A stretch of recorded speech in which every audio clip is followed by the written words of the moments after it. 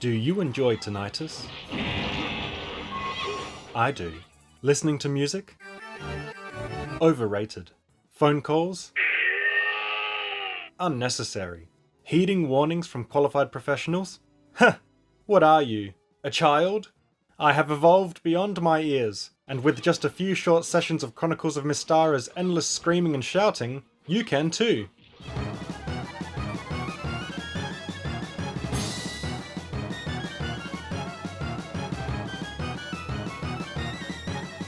Chronicles of Mystara is an arcade double pack featuring two of Capcom's Dungeons & Dragons arcade beat-em-ups, Tower of Doom from 1993 and Shadows over Mystara from 1996. And much like all arcade games from the era, it's designed to suck as many coins from your wallet as humanly possible. Thankfully, companies deliberately designing the games to nickel and dime their customers is a thing of the past. Like all retro games, it's unfair to judge the gameplay by today's standards, but the business practices of the time are fair game. I'm not joking when I say that this game is designed to steal your money. As classic arcade games have since faded into obscurity, I think it's easy to forget just how far gaming has come. Sure, we can curse big game companies for the rise of microtransactions, day one DLC and loot boxes, but arcade games? Woof. Arcade games are unfair.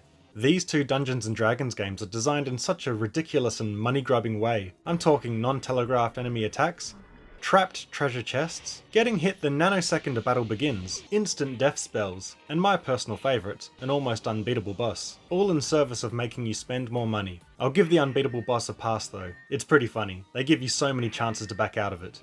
The Tower of Doom refers to the literal tower that appeared out of nowhere, and has become a source of attacks by various creatures like gnolls, kobolds, troglodytes, hellhounds, manticores, and trolls. But mostly gnolls. God, there's a lot of gnolls. Your party ventures forth to push back the evil hordes, and fight your way into the tower itself and confront Deimos, the arch-lich responsible for the attacks. And that's all there is to it. You fight your way from left to right until you clear the stage of enemies, then move to the next one. In between stages, you can visit shops to harass the shopkeeper, and sometimes there are some explorable areas that allow you to get demolished by scorpions. There's even some replay value in the form of branching paths. But don't get too excited, it's just a choice between one stage or another. That's about as far as the game goes to provide a real Dungeons & Dragons experience. The license gets most of its use out of the iconography of D&D, and boy does D&D here look good.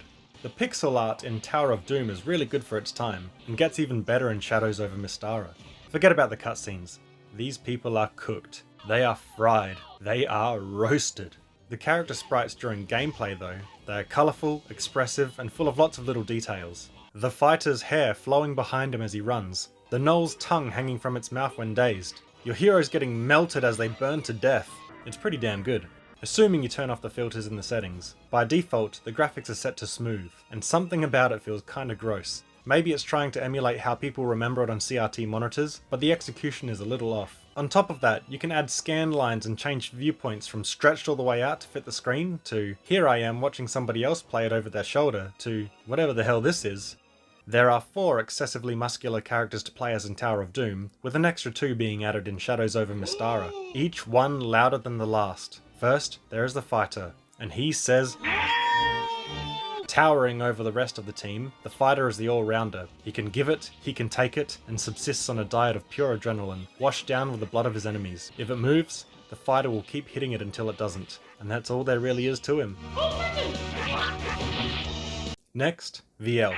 She's a ranged and magic user, but not the magic user. She has the lowest amount of hit points and an embarrassing low defense. Back in the 90s, every time a child selected elf in the arcades, their parents' wallet cried out in agony, for the child had unwittingly doomed their entire family to bankruptcy. Despite the low HP, the elf is actually pretty fun to play, as she has some pretty effective spells, as well as the second best meme spell in the game, Polymorph Other.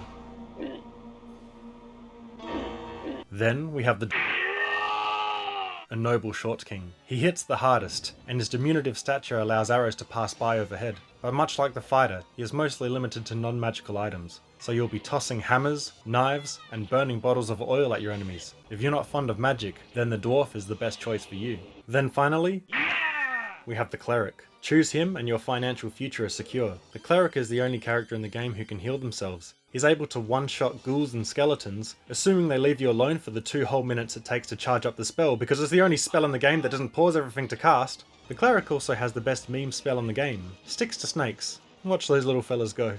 The gameplay is as simple as the plot in Tower of Doom. There is one button for a melee attack, one button to jump, one to switch spells or items, and one to use them. There's a few, and I use this term loosely, special moves that require certain button combos like jump attack, heavy attack, the slide, and crouch.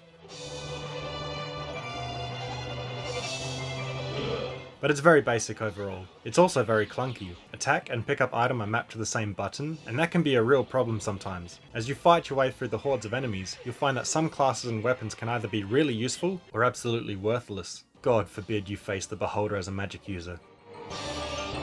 Sticks to snakes. If you go in with multiple players, there will always be somebody who is specialised to deal with whatever enemies you face. If you go it alone, well, just be thankful this remaster doesn't actually need you to pump it full of coins. Shadows over Mystara picks up 2 years after Tower of Doom left off, and pits you against Sin, and it's the same thing as last time. Fight your way through hordes of gnolls, goblins, troglodytes, hellhounds, owlbears, and shadow elves, but mostly gnolls. God, there's a lot of gnolls. However, this time there's a lot more to break up the monotony. Sections where you float on a river and try to outrun a dragon while avoiding or deliberately running into encounters, getting shrunk down and wandering a gnome village. They're all welcome additions. The game also adds 2 anime characters to the roster.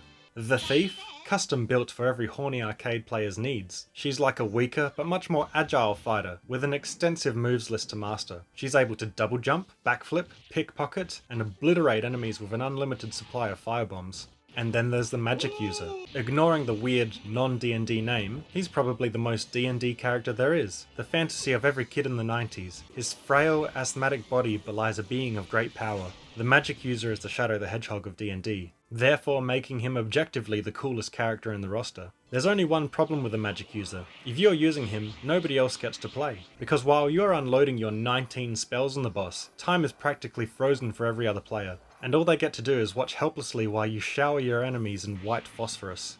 In addition to the new characters, each of the older characters was reworked to expand their moveset and add a lot more complexity. And then on top of that, they put in some alternate costumes for each character, so that more than one person can play the same character. Because in Tower of Doom, I just wanted to play the fighter, but Jeremy got there first, and it's like, oh my god Jeremy, why are you so annoying?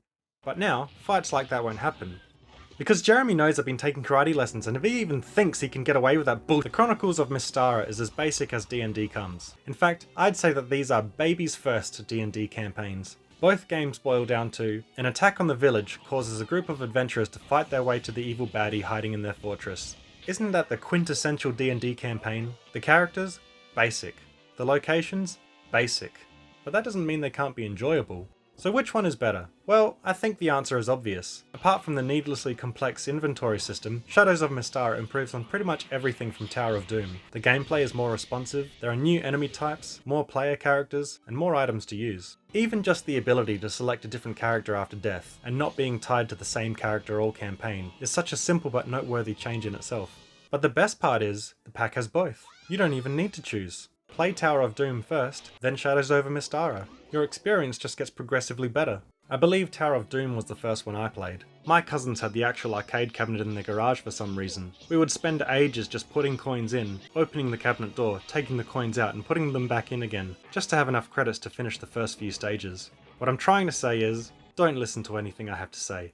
I am blinded by nostalgia and cannot be trusted. So if you were to play it today and hate it, I'd understand. It's from a time very different from today, and a place that has changed so much. Thank you for joining me on this journey. I really appreciate it. See you next time.